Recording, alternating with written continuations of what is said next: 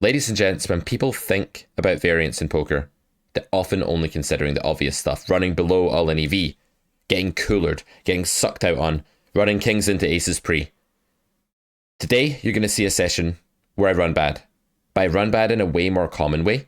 Subtle variance is actually the silent killer.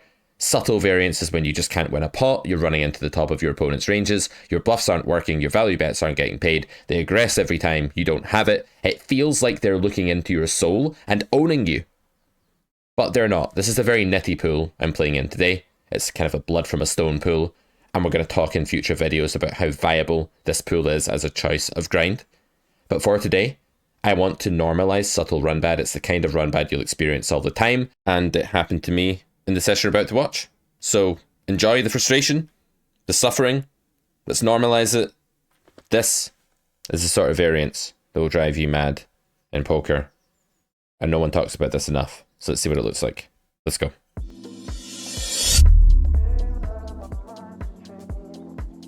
Alright guys, so I want to know what you think about this 4-table format.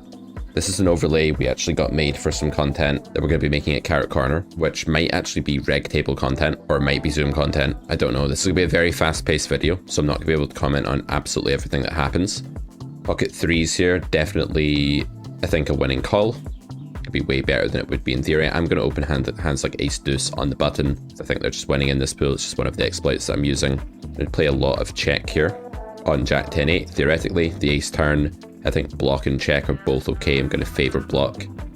Given how pool are constructing their range here, I think they're a bit more condensed and more likely to call than invest by betting there if I check with worse hands. So the commentary is going to be pretty succinct and to the point here.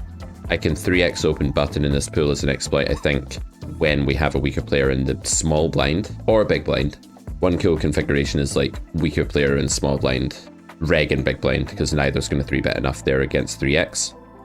You can play small bets on this texture, you can play bigger bets. I'm going to play a bigger bet strategy. But now I will open 7-4 blind versus blind against unknowns. I think it's winning. I will fold ace-4 to the 4-bet, although calling is alright at equilibrium. I think it's probably a bit losing in this rake structure.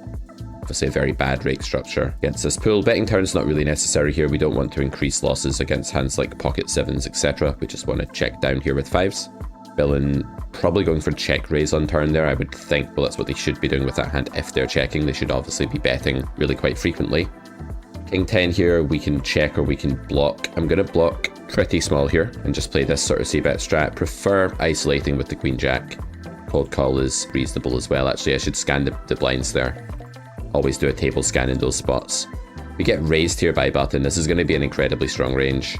There's an argument for peeling this because it's just so small and we have some live outs. Honestly, I think we're pretty crushed and our implied odds are going to be really low on a queen. So I'm actually going to net fold the spot. Looks like the paired board, queen river.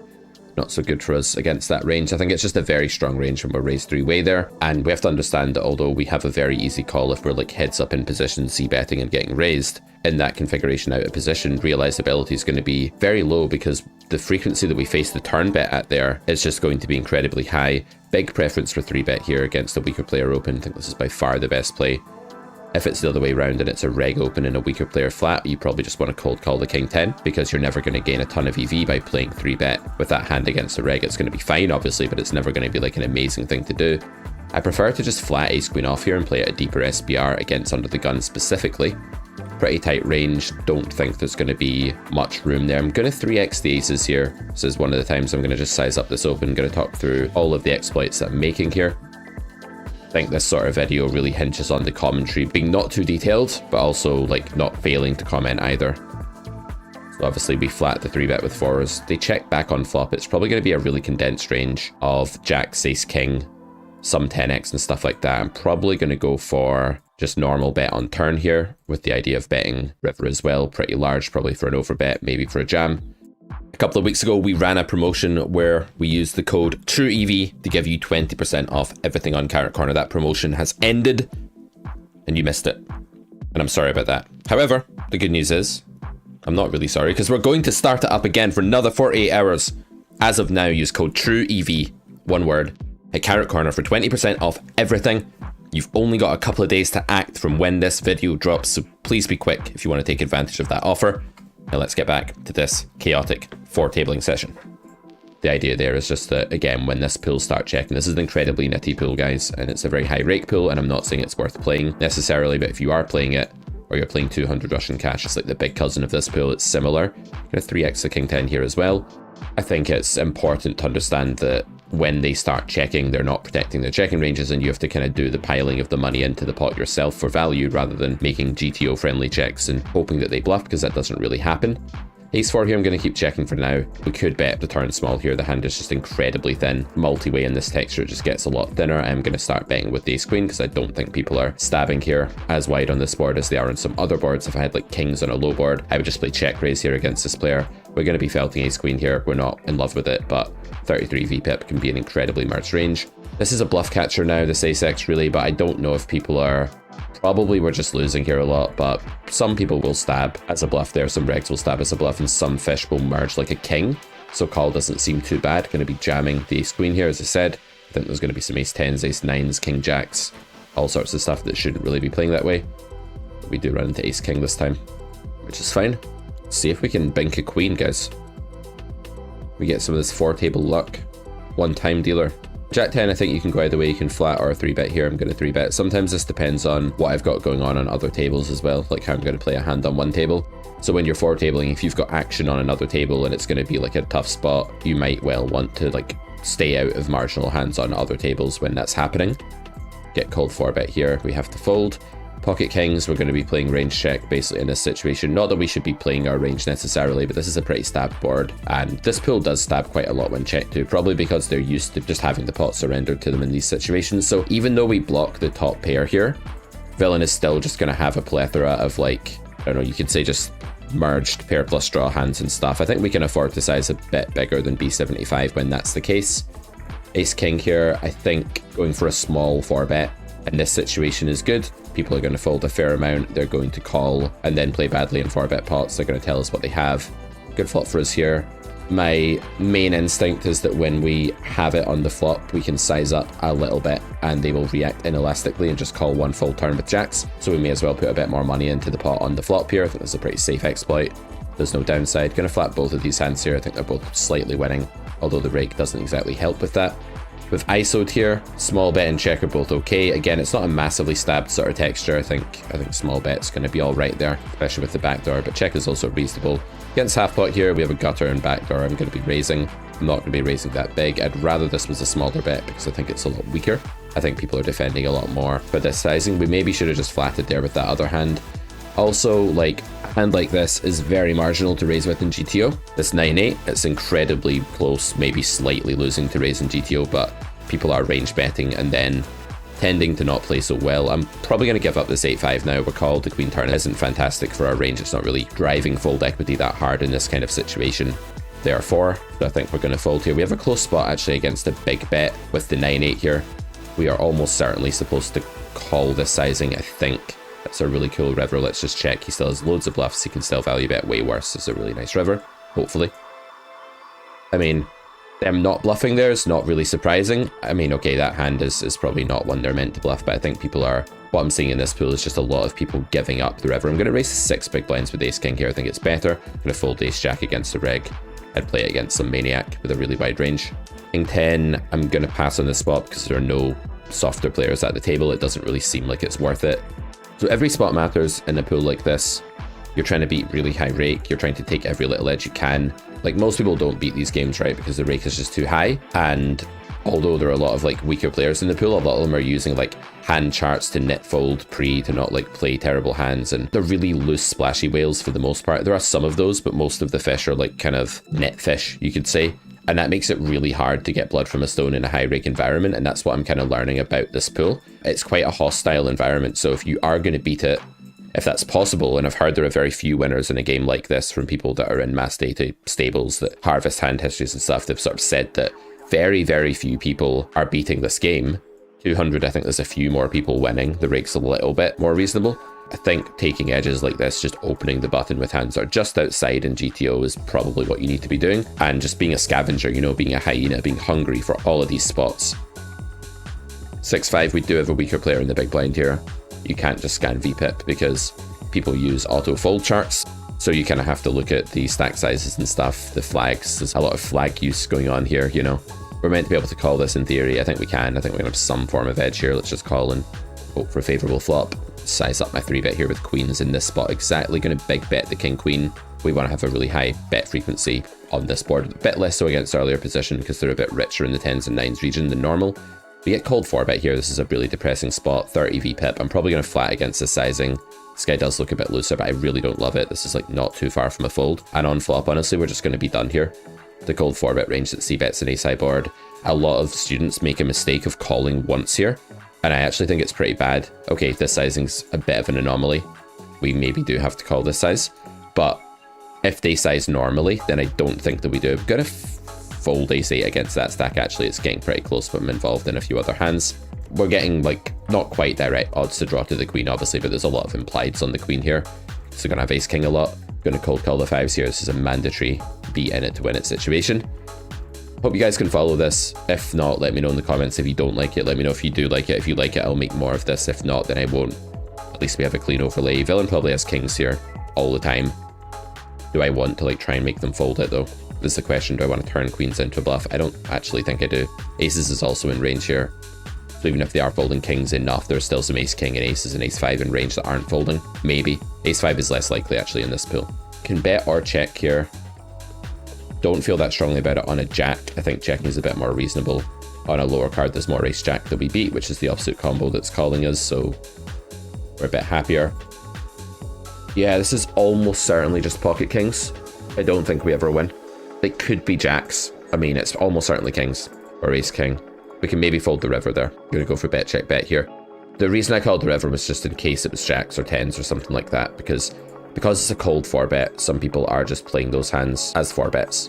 It only pays off with 8s, it's nice. And if they don't know what they're doing on the river, they may merge those hands because there's a lot of like semi-recreational. So for those odds, I decided I would just about call, but honestly, I just expect to see kings or ace-x like really, really often there. I don't know, it could be a fold even for those pot odds, but because of the fact it's a cold 4-bet, and a lot of people just don't play a flattening range with jacks or 10s, you might be able to scrape the 18% pot share, whatever their 17% pot share by calling, but it's not super clear. I'm going to play bigger bets on king 10-7, so we're checking 6s. Ace 4-3 is a board that people bet way more often than they should. Against this sizing, I'm just going to peel the 6-4 rather than raise. Raising a small bet for, you know, having backdoor, having redraw, having a vulnerable hand, getting called by some worse, like when they bet small there. Cleaning up a ton of equity is reasonable. To check again to showdown with 6s, there's not really much else to do. If you're finding that you're playing a lot worse when you're 4-tabling, you know, a brand new student recently signed up for coaching and he was 4-tabling like 25 fast fold, and I was like, this isn't the best idea. Like, I get it that you're a quick guy and you're smart and you can do that, but like, you're still forming the neural pathways you need to be good at poker, you know? So it's just a really ill-advised thing to do when you first start out. So 4-tabling is something that you only really want to do when you've got your game into shape where you're really happy with it. 9-8 is trash multi-way, like really trashy. I think we can probably just fold here with 9-8 off. I think the pot share we get from that hand is just terrible. Again, just playing like polarized strategies on these boards, especially if I'm 4-tabling, I might not simplify, but I might not like rack my brain over every little thing that doesn't matter and just use a default strategy that I'm pretty happy with. This is obviously just the type of hand that wants to check down. Question is on this river, how low down are we in our range? I think we're pretty low down. Villain goes for a block bet. They can have all kinds of weird mergy shit here. They might just do this with a spade though and then not fold. I think it's either fold or raise. I think this pool is nitty enough that they're not actually blocking 4-flush with that many bad hands at all. 4s is super close actually. If this was a rec, that might be a recreational. Maybe I should just peel that in the small blind. I probably should. I think these set mining spots are incredibly good. In this pool, they're one of the best ways to make money, so that's probably a call. 7-6, you can go either way. You can just 3-bet, you can call. I'm going to raise with 7s here. This SPR just go 4.4 instead of 5. Starts checking here. I think big bet's going to perform very, very well against the checking range on this board. It's going to be very, very capped and overfolding. You can also big bet this texture in GTO as well. It's a board where even your pocket 6s and stuff can big bet for value in denial because they're getting called by so much ace high on that node. And in real life, people are just not check raising. They're check raising like half as often as they're meant to after they've checked. And then they're probably just not putting enough of their good hands in that checking range in the first place. King 5 is dependent on VPIPs here with 40 VPIP. This looks like a fish that's not using hand chart perhaps. So that's exactly the kind of person you want to be opening the King 5 suited against. It's a break-even hand at equilibrium. The ace turn is obviously bad for us. That said, with this particular hand, I think leading is okay. You want to play a very give-up centered strategy here in general in this spot. Going to fold the King 5 in these positions to 3-bet. And obviously just a terrible, terrible spot to consider ever bluffing river. Going to be grossly underfolded. And we're not meant to bluff diamonds at equilibrium anyway, so very easy check fold. But I wouldn't try and find an equilibrium bluff there. Just be crazy. Maybe it's a range check actually, equilibrium. Maybe there are no bluffs whatsoever and no value bets either on that card. So yeah, just playing like a very high equity leading range on that turn. This is a classic just give up spot. Very big range disadvantage. You need a lot of equity to probe here. In theory and in practice as well against under the gun, this is not going to be like overfolded or anything. I'm going to flat the Jack 9, a bit of an awkward SPR, and I have a player behind here. I could 3-bet here to ISO. I don't think it's as necessary against this sizing. Going to go for a small raise here on flop. Again, my game plan here is just to, you know, there's a lot of auto folds in villain's range here. And we have a bit of backdoor stuff going on, so small raise is probably going to perform okay. What happened? Did I time out? Okay, that's fine. There might be a bit of timing out, guys. I'm not used to this format. We're done now. We have no equity and villain has something. But yeah, the small raise does not need to work very often. We have backdoors have called, we can barrel have called on many cards, and people are kind of just betting range in those situations in spots where they shouldn't be. So I think that's fine. Definitely want to 3-bet ace queen big here for value. And king queen is a very easy call. They shouldn't really be c-betting this board ever, really. They should have a very low c-bet frequency here. Just going to go with bet here with ace queen. We can do some bluffing on turn. Villain snaps. We get very bad turn card for hand and range. We're blocking backdoors here. It's going to be one of my give-ups. Going to go big bet this time on this board. This is a kind of like value denial. It has multi-functionality here. We checked back here because we timed out. This is getting a bit frantic. It's fine. Easy call here. Easy fold here. Easy value bet here. Could go a bit bigger, maybe. Could consider an overbet on this node. Would keep calling with a 3. We have a bluff catcher. This is a bad turn in that villain. Lots of villain stuff gets there. But still, I think it should be fine to call, of course, with this hand. When they go check, raise, blast off here, we're just not going to bluff catch this node ever. Like, even a good player is going to struggle to bluff enough on this node, and this pool are going to be grossly under bluffing, so it's a really easy fold for us. I'm going to fold ace queen off to the flop raise. This is kind of rare as well, although like I'm getting attacked a lot right now. We're probably running into top of range. Like, from my somewhat limited experience, I've not been playing a lot of volume yet, and I don't want to play a lot of volume in this particular pool. I've decided I want to do that in a better environment if I start making that kind of content where I'm streaming a lot more, playing a lot more. But what I have learned about this pool is just that in the long run, the amount of bluffs you see is way less than if you've come from like PokerStars or some other pool like that. I think it's just a bit too expensive for 6-4 suited, so we're going to be folding. Splash pots are another element of this pool, right? They're a bit weird. People play them very, very badly. People are way too loose. They're limping like 8-5 off and stuff like this into them in early position. Like some people think they have to play every hand, or they turn off their hand chart and then don't have a clue what to do and they just limp some trash because there's 10 big blinds in the middle. So splash pots are kind of fun. If you do happen to run good in them, there's a lot of variance with splash pots, because if you're being dealt rags every time, that's going to suck. Whereas if you're being dealt really good hands, people are spewing all over the place. So it just depends really like what you're dealt in these situations. Against half stack here, I don't think we need to play this. I will call the computer hand, as it used to be called here, against this min open. And again, I have some backdoor. People are betting too often.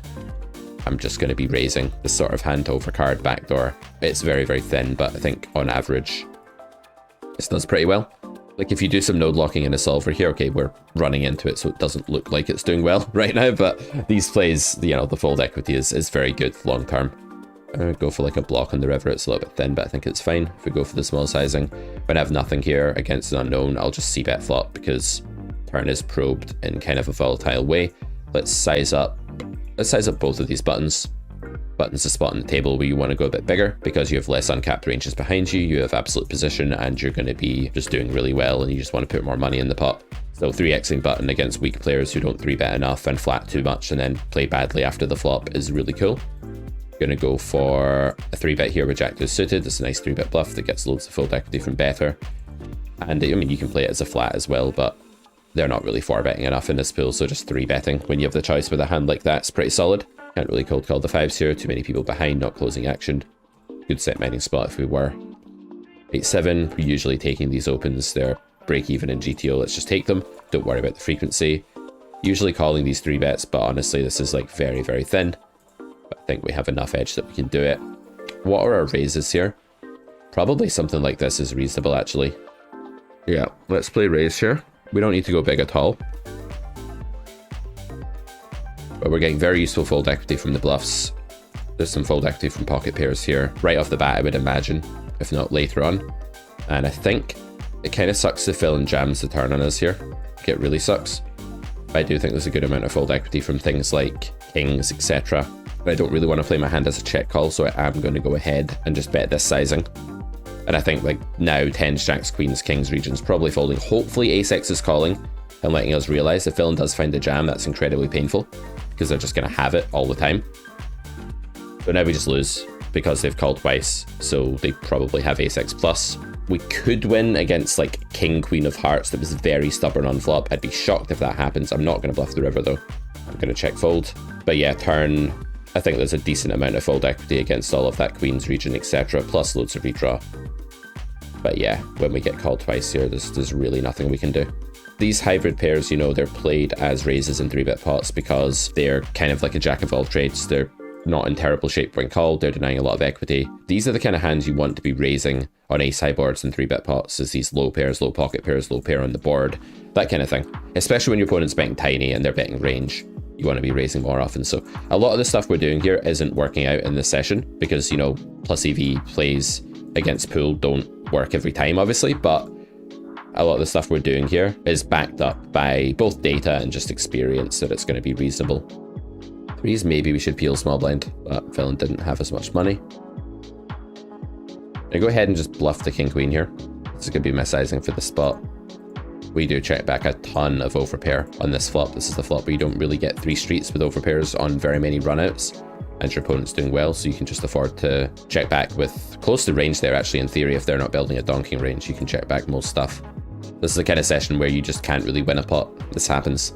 You just have to keep it together and not spew. Like a lot of people, their performance is way worse than it should be. Easy cold call with this player in the big blind, right? Just taking all these spots time and time again. They underperform dramatically, basically because when they're running bad, they just spew and make lots of mistakes and they just like stop caring about playing well, really. It's bigger bet here with ace queen, we have a clear continue. The ace of clubs. It's gonna be folding 7s in a 4-way pot, that'd be way too loose. So yeah, it's important that we have these sessions, right? Because these are the reality of poker. This is the reality of playing this game, you know? It's not just all cool hands, winning pots, bluffs that got through. There's a lot of like running into the top of ranges as we are here. Like this is the aggression you guys are witnessing in this pool. This is not how this pool plays. We are literally running into the top of ranges a lot right now. This is not what you see long term. I'm tempted to peel this ace jack off. It's a little bit loose in GTO, but we have like a 44 VPIP in the big blind here, and we're going to dominate a lot of the hands they come in with. It's a shame the opener's under the gun, but then again, it is min. And then again, people are not playing that well in cold called pots. So I think it's totally fine. What strat do I want to play on flop here? I think small bet in real life. Like GTO might bet around king jack plus or something, but I think in reality they're less protected here. We can definitely just bet more of our sort of thin value denial stuff. 3s is definitely an in it to win it spot here. Like I definitely want to be involved in this one. Blocking some folds here with ace of diamonds. I don't think this hand is going to be one of my barrels on this node. Could go bet over bet or something like that and hope it does well. As an exploit against this pool, like that kind of thing can be okay. I don't think bet check bet's winning here. Wow. That feels like he should be bluffing river, like he's absolute bottom of range. That's the kind of mistake you see, right? Like we do not deserve half that pot there after that action sequence. Jack 10-9, I'm just going to probably take a showdown line with 3s. We can get some folds from 6s, 5s, and 4s exactly, but even 8s here and stuff's going to call, right? So definitely just want to take the showdown. Again, if I'm facing lots of erratic turn play, I'll just usually bet small. I have the gutter here, snap calling small blind. I don't think this is the best spot against snap calling small blind fish. Bet check bet seems pretty mandatory. Needing about 37% fold equity here or something. They're going to have gutter like king, queen, queen, jack, king, jack. They're not going to turn hands they need to turn into a bluff on river. They're going to have busted flush draw that they should have turned into a bluff but didn't. They're going to have under pair that they just don't want to call with. They're going to have enough folds there for that price. And what we can do again there is keep our sizing down when we're bluffing and up when we're value betting. This is in episode, I think episode 8 of my series True EV. And I think that's how we want to go about that. Stupid Past Pete. It's episode 9, not episode 8. To watch True EV and all of the other content for video subscribers at carrotcorner.com, you'll want to subscribe with the link in the description. It's only $49.99 per month. We have something like 70 plus videos at this point. We add 3 more every Monday. Check out at carrotcorner.com. Let's get back to my suffering now. Big bet or check here, and big bet this time.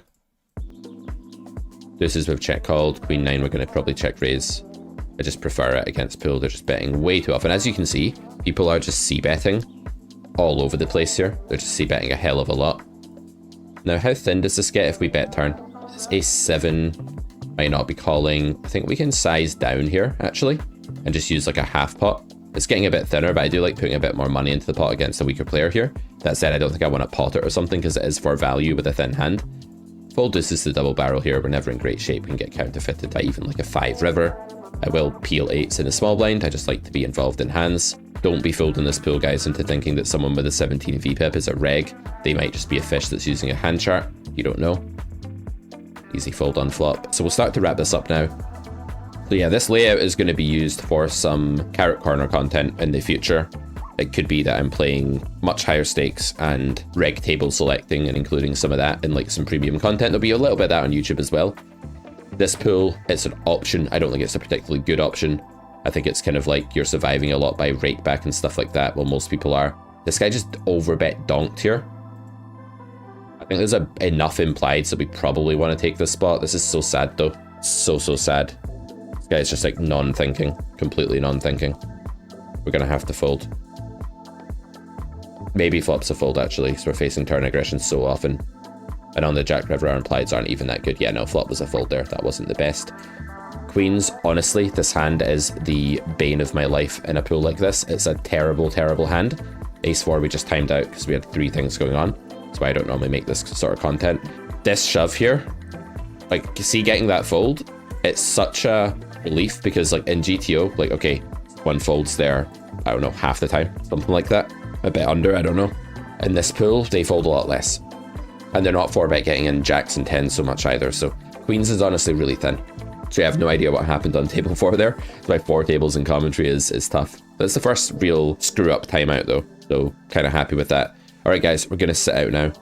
So my overall verdict of this pool, if you're grinding it, is you will be surviving mainly on rakeback bonuses and bad beat jackpots. You want to take every single little edge that you can and play exploitatively and realize that people with low VPIPs are actually just fish most of the time, but they're like tight fish. This pool is the home of the tight fish. That's basically what this is. Lines like doubling and tripling when you get the chance are pretty good, especially in like 3-bet pots or where people have capped ranges. This isn't one of these situations, obviously, right? This is like a spot where they're probably way overprotected. I don't even think bluffing here even with the blocker is going to be great against pool. The thing is, there's actually just check folding so much that on flop there I should probably just stab small. But it's like not really a thing to do that with random cards in GTO. It's a range disadvantage spot, but like the amount of give ups that happen from this pool is more than I think. I'm used to like more competent regs that check over protected there, but actually some people in this pool, especially the green tag, are probably checking under protected even on that board. That's really good for them, but they could have just bet. They're just checking nothing a lot. So yeah, we should probably just stab the flop small there and get on with life. Anyway, made a few mistakes today, but it's kind of inevitable when 4-tabling. But hopefully you get the idea. Attack them, raise flop c-bets. People c-bet too much. Bluff against netty people, especially where they have capped ranges. Yeah, it works more than you would think from what you saw today. This is a sample where we kind of ran into the top of it. Happens. Check out carrotcorner.com for all of our other stuff. We'll see you soon for another video. Bye for now.